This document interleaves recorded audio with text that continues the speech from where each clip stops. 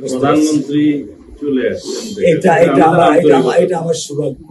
আমি আমি সত্যিকার ভাবে স্যার আমি বলি, আমি এটা স্যার প্রত্যাশা করিনি যে আপনার মতো মানুষ আমার এই 10,000 টাকার একটা ফ্ল্যাটে স্যার আপনি পা রাখবেন, কিন্তু এই বিশ্বাস ছিল যে আপনি 8-10 জন না, যে মানুষ ট্রাফিক সিগন্যালে দাঁড়িয়ে থাকে, নিয়ম মেনে চলে, সে মানুষকে বুঝতে স্যার আমার এইটুকু বয়সে স্যার যথেষ্ট স্যার। স্যার আপনি তো ধৈর্য ধরবেন, আমি ওকে কোনো নিয়ন্ত্রণ করতে পারতেছি না। আপনার সন্তানের এই অবস্থার জন্য যে দায়ী, তার বিচার ইনশাল্লাহ হবে, সেটা শীঘ্রই হবে। আর মালিক যে আল্লাহ তাআলা মালিক, ওনার কাছে সাহায্য, আমার কাছে সাহায্য চাও, আল্লাহ রহম করলে সব কিছু ঠিক হবে। মানুষ হিসাবে আমাদের যেটা করার আমরা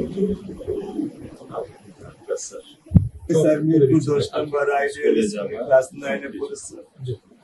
টোটাল ওগুলা নিয়ে চিন্তা করবেন না, ওগুলা ইনশাল্লাহ ব্যবস্থা। আপনি যেহেতু বলেছেন, আপনি আপনার কষ্টের কথা বলেছেন, সেই ব্যাপারে আমরা যেটা আমাদের পক্ষে সম্ভব ইনশাল্লাহ। আপনি কিছু বলবেন? আমার স্বামী যেটাই বলছে এটা আমার চাওয়া। স্যার আপনি আমাদের একটু মেহরবানি করে আমাদের খেয়াল রাখবেন, মেহরবানি করে যেন।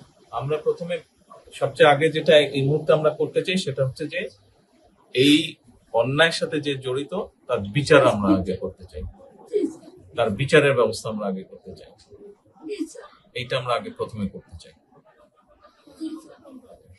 আপনাদেরকে শক্ত থাকতে হবে, ধৈর্য ধরতে হবে, ওর দিকে তাকিয়ে শক্ত থাকতে হবে। এক সন্তান আল্লাহ নিয়ে গেছে, আরেক সন্তান আপনার কাছে আছে, ওর কথা মনে করে আপনাদের শক্ত থাকতে হবে, ওর দিকে তাকিয়ে। ঠিক আছে?